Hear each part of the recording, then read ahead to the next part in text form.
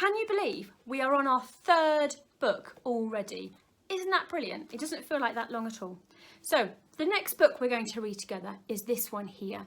It's called Planet Omar, the Accidental Trouble Magnet.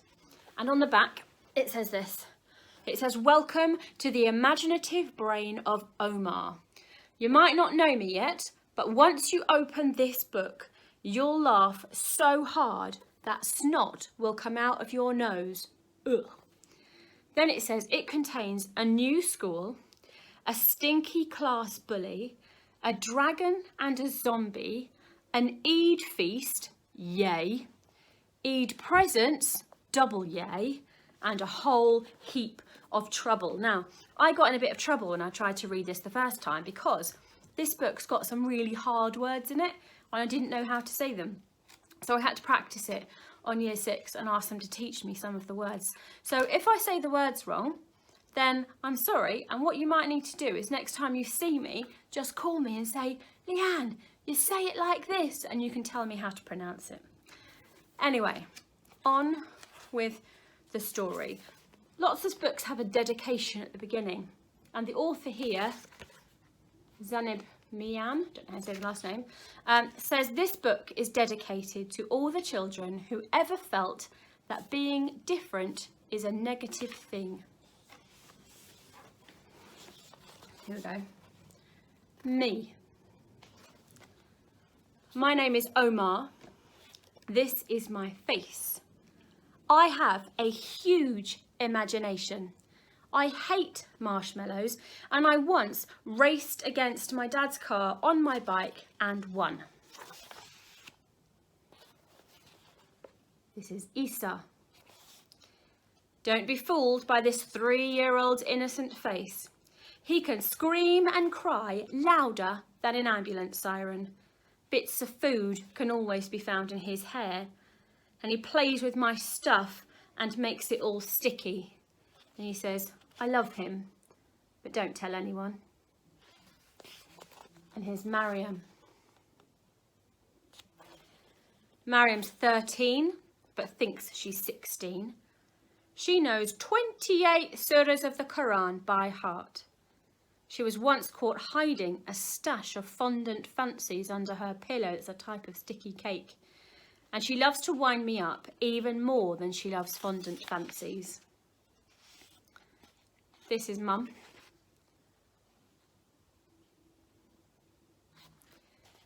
Mum doesn't know how to say no. She's a scientist, and she is hardly ever seen without a cup of coffee in her hands. And this is what she looks like without her hijab on. Dad has a beard because he's copying the greatest man who ever lived. I've never actually seen his face without it. Dad will never eat a beetroot. He's also a scientist. He's not too much hair left. He says it's because of his genes. And he rides a motorbike, but Grandma tries to puncture the wheels because she doesn't think it's safe. And the story begins with, Ka-two! There was a big puddle of spit on my brother's forehead.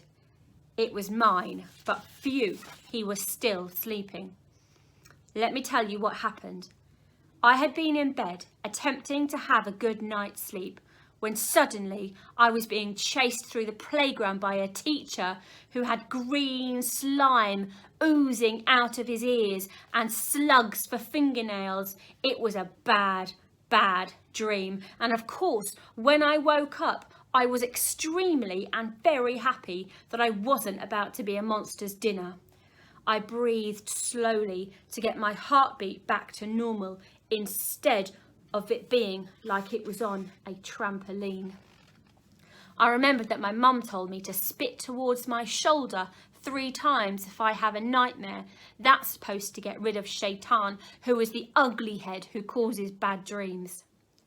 I really wanted to get rid of Shaitan. So I conjured up a bucket full of spit in my mouth and then spit it over my left shoulder. That'll teach him.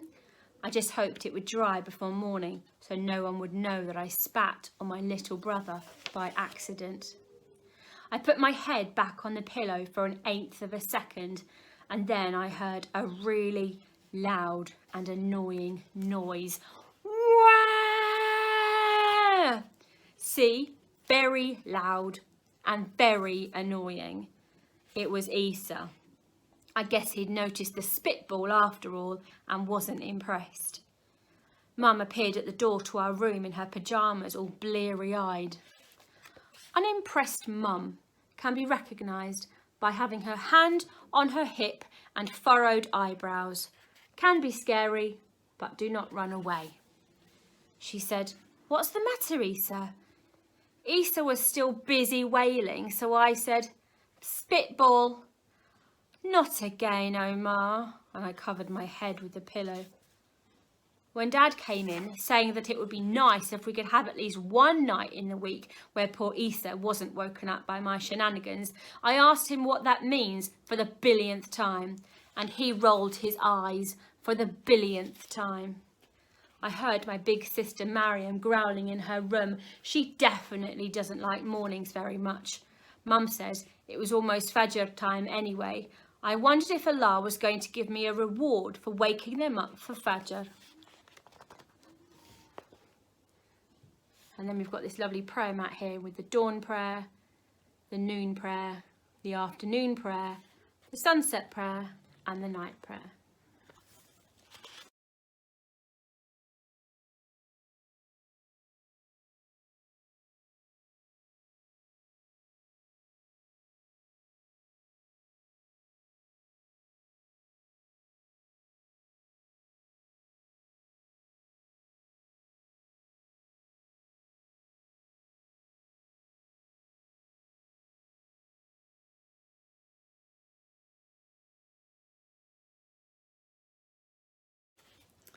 Chapter 2.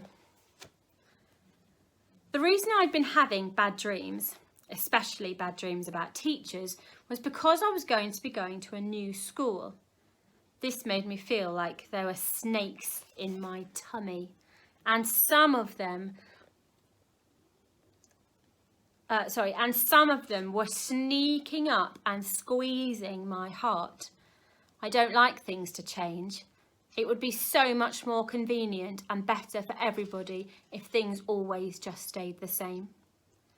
Take my pyjamas, for example. They are utterly comfortable pyjamas, which have somehow moulded their shape to my body and become a second skin. A weird second skin that I can take off and put on, like some kind of cool human lizard. My mum tried to throw them away and made me wear crispy pyjamas that don't even have dinosaurs on them. This is change, and it's super annoying. One big, fat, huge change had already happened to me. We had to move house, which is the reason I had to start at a new school. And all this happened because Mum got her dream job. When she told me, I couldn't help wondering what she meant exactly by dream job. Did it mean that adults have got super boring dreams all about jobs? Because if that was true, I wasn't looking forward to being an adult, because at the moment I dream about fun stuff like being on a roller coaster and turning into a flying pig. Sometimes they're even better than movies. Well, apart from the scary ones that make me feel really lucky when I wake up and realise they're not real. So anyway, the job that Mum must have dreamt about all the time was too far from where we lived before, so we had to move. And the moving bit was very, very times 100 annoying. Because Dad said I couldn't put all the 1,267 bits and bobs and toys from my room in the boxes to take to the new house. He didn't actually count my things, but he likes to say exact numbers when he's talking, so he can sound smart. He said I had to choose the ones I love most and give the rest to charity. Why didn't he understand that I love them all?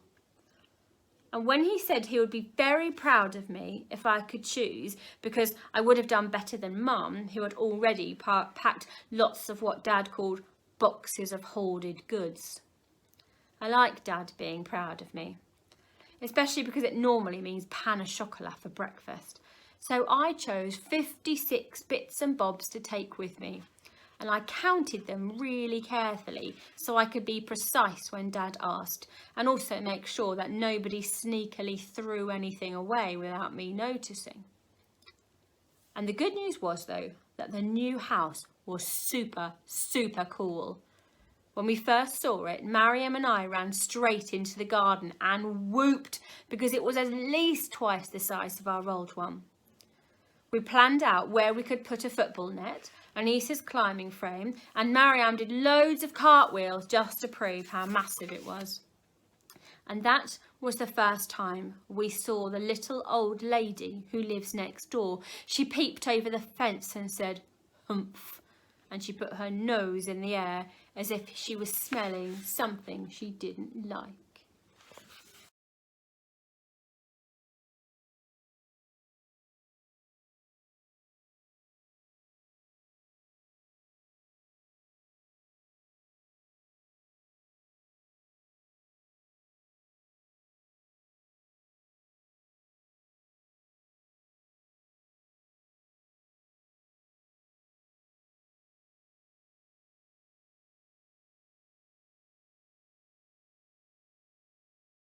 Chapter 3. School was going to start on Monday. Only 2 more sleeps before I had to walk into a brand new classroom with everyone watching and a teacher who might or might not be an alien zombie. Saturday is always mosque day. My mum had decided that for the first few weeks after moving that we would visit a different mosque every Saturday and pray Dhuhr there to see what our new neighbourhood was like. Dad normally works on Saturday, so it was just me, Mariam, Issa and Mum. My mum is a very smart scientist and works out all sorts of different ways of fighting cancer for the cancer research people, but sometimes Issa's cuteness makes her lose her smartness. It's like he has big, innocent smartness melting eyes. They don't work on me. So when Issa wanted to buy a whistle from the petrol station on the way to the mosque, I knew it wasn't a good idea. But Mum went right ahead and bought it for him, saying, "Because you've been such a good boy this morning," and giving him a gooey kiss on top of his head. I knew it was a gooey kiss because she actually still kisses me like that, even though I've forbidden her to do it in front of my friends. In the mosque, everyone prays together with the imam leading. It's supposed to be super quiet. And just after the prayer began, Issa decided to move from his place.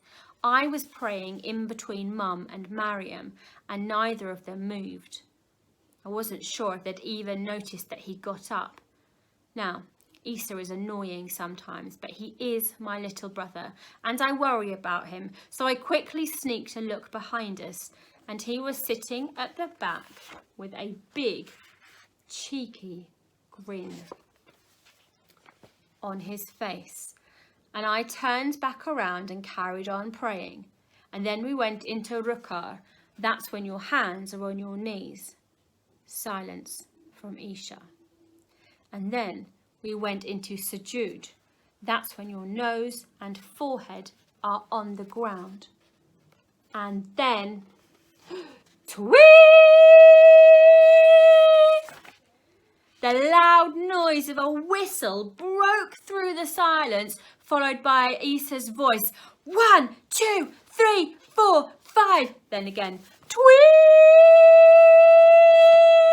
And then the counting. It wouldn't stop. I couldn't help myself. How could I? And I burst out laughing right in the middle of my prayer. I put my hand over my mouth, I bit my tongue, I even pinched myself really hard, but I couldn't help it. I didn't have to wonder if Mum had heard, People on all floors of the mosque must have heard. When the prayer finished, Mum and Mariam were a bright shade of pink. It looked as if their skin had suddenly decided to compete with Mariam's socks for pinkness. And they were looking everywhere except up at people's faces like they usually do when they greet people after prayers. Mum was motioning angrily to Isa to come to her. Luckily, a few people came and patted Isa's head, which made Mum's skin return to its normal colour. And as we were leaving, an old lady with a walking stick and brown abaya waddled over and said, "Good counting, young man." Well, so far it seems like his little brother's going to be a lot more trouble than Omar is. Great, so that was chapters 1, 2 and 3 already. And I will see you tomorrow ready for chapter 4.